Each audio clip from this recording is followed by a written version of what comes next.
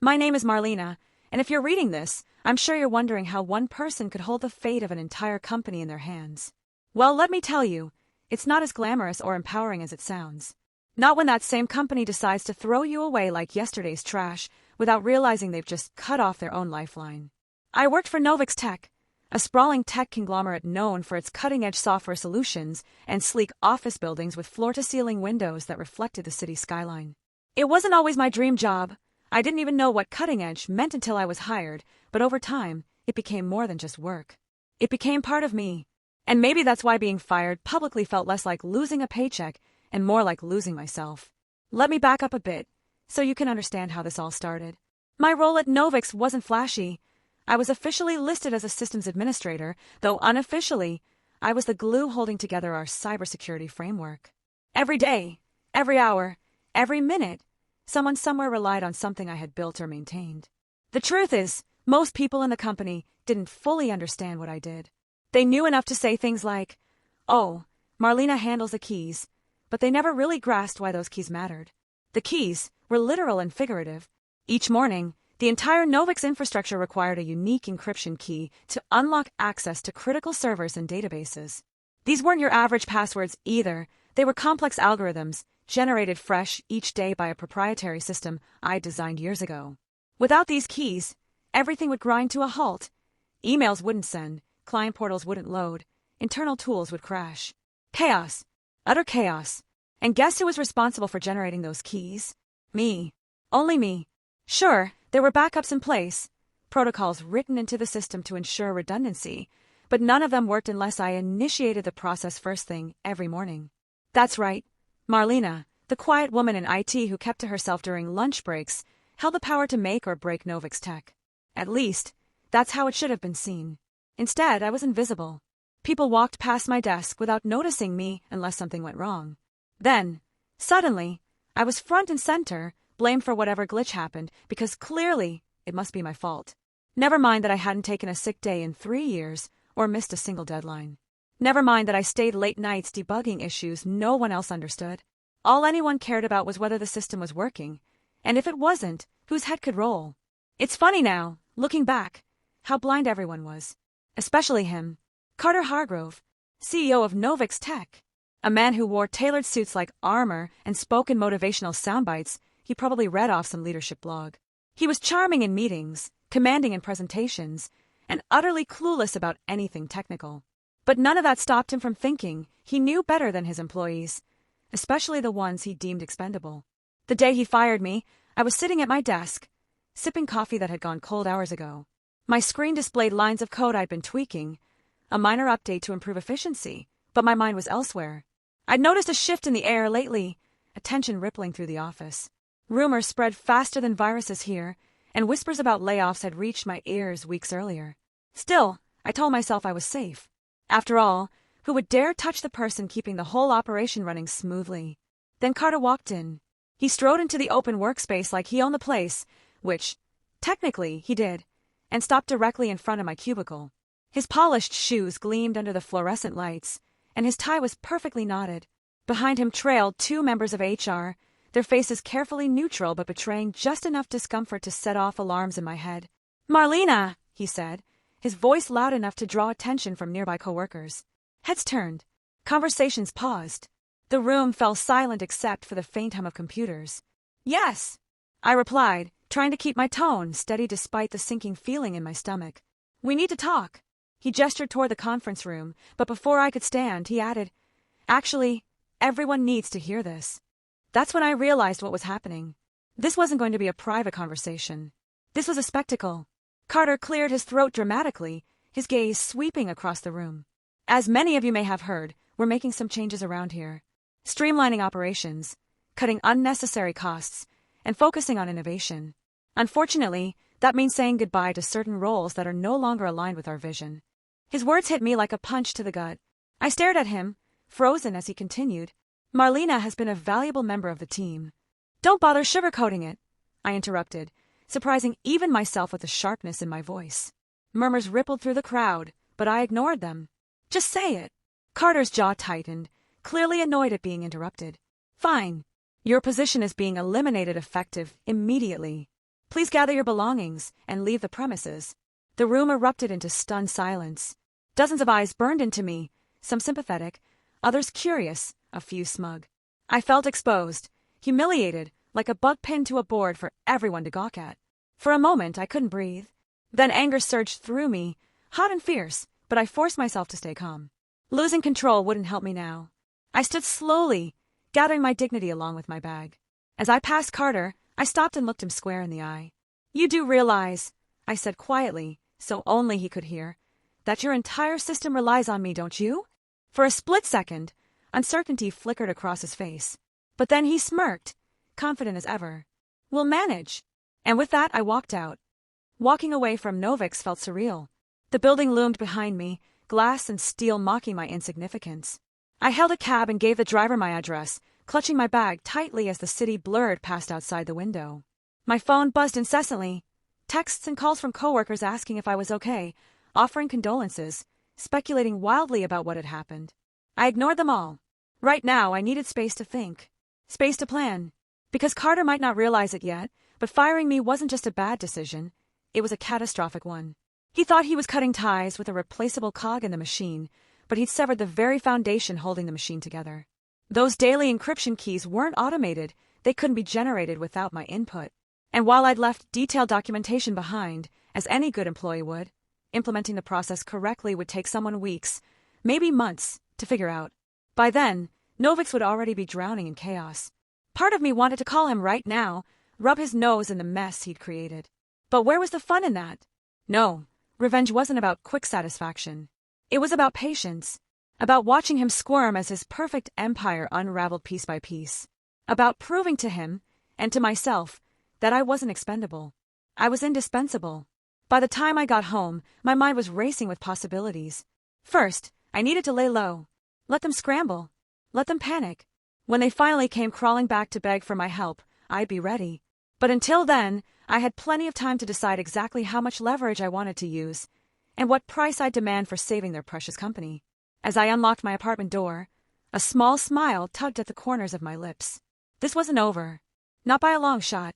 Days turned into a week, and I spent most of that time watching from the sidelines. My phone remained silent after the initial flurry of messages.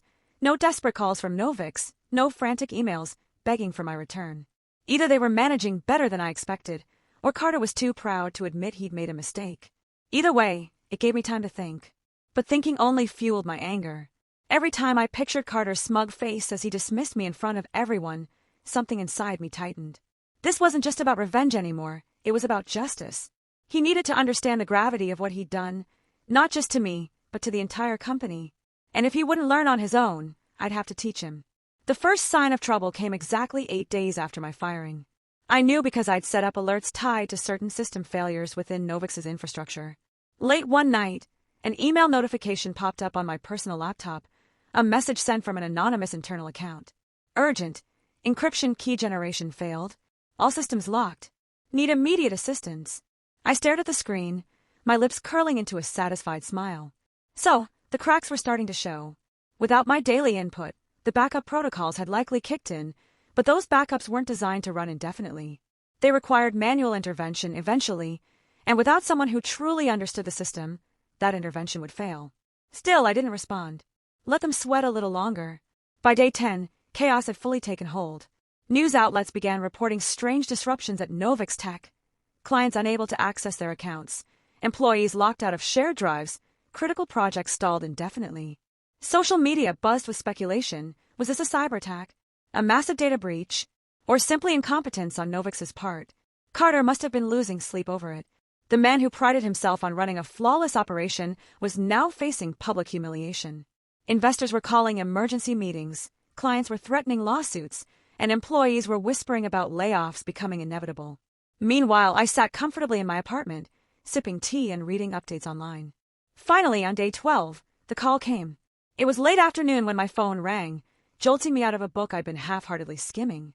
The number was blocked, but I answered anyway. "Hello, Marlena," said a strained voice on the other end. It was Carter. His usual confidence was gone, replaced by desperation. "We need to talk." "I'm listening," I replied coolly, leaning back in my chair. There was a pause, as if he was struggling to find the right words. Look, we underestimated your importance here. Things aren't going well. We're having trouble keeping the systems operational, and you want me to fix it? I finished for him, my tone dripping with sarcasm. Funny how quickly priorities change. It's not like that, he protested weakly. We made a mistake, okay? Can you help us undo it? Oh, I can help, I said smoothly. But helping comes at a cost. What do you mean? He asked cautiously. I let the silence stretch for a moment before answering. First, you're going to issue a public apology, not just to me, but to everyone at Novix. You'll acknowledge the value of every employee, including those you thought were expendable. Second, you'll reinstate me with full compensation for the time I've been gone, plus a significant raise. Third, I paused, letting the anticipation build. You'll step down as CEO. His sharp intake of breath told me everything I needed to know. That's insane, he snapped. I built this company, and then you nearly destroyed it. I countered calmly. You fired the person holding it together, remember? If you want to save Novix, this is non-negotiable. For several long seconds, neither of us spoke. I could practically hear the gears turning in his head as he weighed his options. Finally, he sighed, a defeated sound. Fine, but I'll need some time to make arrangements. You've got 24 hours, I said firmly. After that, the offer expires. The next day, Carter followed through on his promises. A press release went out, announcing both his resignation and a heartfelt apology to all Novix employees. In interviews, he praised my contributions and admitted his error in undervaluing my role. Internally, I was reinstated with a new title, Chief Systems Architect. My salary tripled overnight, and I was given complete autonomy over the IT department. As for Carter, he disappeared from the spotlight almost immediately. Rumor had it he moved to some remote island, trying to escape the fallout of his disastrous decision. Good riddance. Walking back into Novix felt surreal. People treated me differently now, with respect, admiration, even awe. Some approached me nervously, thanking me for saving the company. Others avoided eye contact altogether, embarrassed by how they'd ignored me before. I didn't hold grudges against them. After all, they'd been complicit in Carter's culture of dismissiveness, not its architect. In the weeks that followed, I rebuilt trust within the team while implementing safeguards to ensure nothing like this could happen again. Daily encryption keys were automated using a secure AI model I developed, eliminating the single point of failure I'd once represented. At the same time, I pushed for broader changes, better communication between departments, more recognition for behind-the-scenes workers, and initiatives to foster inclusivity and innovation. Novix emerged stronger than ever, weathering the storm and emerging as a leader in corporate accountability. As for me, I found a new sense of purpose. Revenge had been sweet, but rebuilding was even sweeter. For the first time in years, I felt truly seen, not as a cog in the machine, but as the force holding it together. And deep down, I knew I'd earned every bit of it. As the months passed, Novix Tech transformed in ways I never could have imagined. The company wasn't just surviving, it was thriving. My reforms had sparked a cultural shift that rippled through every department. Employees who once felt invisible were now celebrated for their contributions, no matter how small. Collaboration replaced competition, and innovation flourished as people began to take risks without fear of failure. I became more than just the chief systems architect. I became a mentor, a leader, and an advocate for change. It wasn't always easy. There were days when old habits tried to creep back in, or when resistance from entrenched executives threatened to derail progress, but I stood firm. This was my chance to leave a lasting legacy, not just at Novix but in the industry as a whole. One afternoon, 6 months after my reinstatement, I found myself standing on a stage in front of hundreds of employees during our quarterly town hall meeting. Carter's successor, Elena Vega, a brilliant strategist with a reputation for empathy and integrity, had invited me to speak about the lessons we'd learned over the past year. The room fell silent as I stepped up to the microphone. For a moment, I simply looked out at the sea of faces, each one filled with hope and determination. These weren't just coworkers anymore. They were a family united by shared struggles and triumphs. When I first started at Novix, I thought my job was to keep the systems running smoothly. And in many ways it was. But what I didn't realize then, and what I've come to understand now, is that companies aren't built on servers or software. They're built on people. A murmur of agreement spread through the crowd.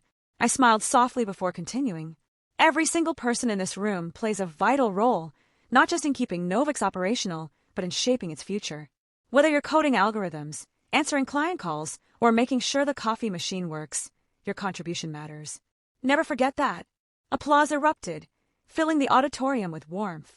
As I stepped down from the stage, Elena approached me with a wide grin. "That was incredible," she said, clapping me on the shoulder. "You've done so much for this company, Marlena. Honestly, I don't know where we'd be without you."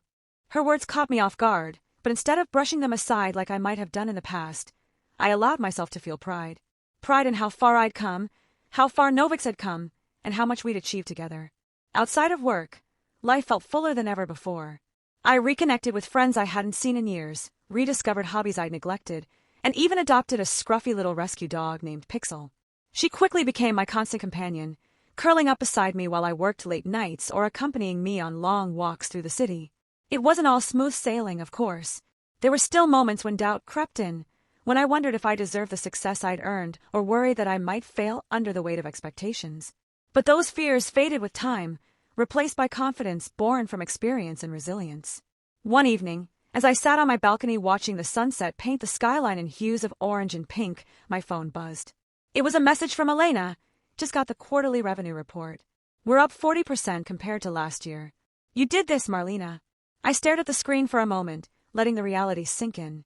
Novix wasn't just surviving, it was flourishing. And I had played a part in making that happen. Pixel nudged my hand, whining softly until I scratched behind her ears. "What do you think, girl?"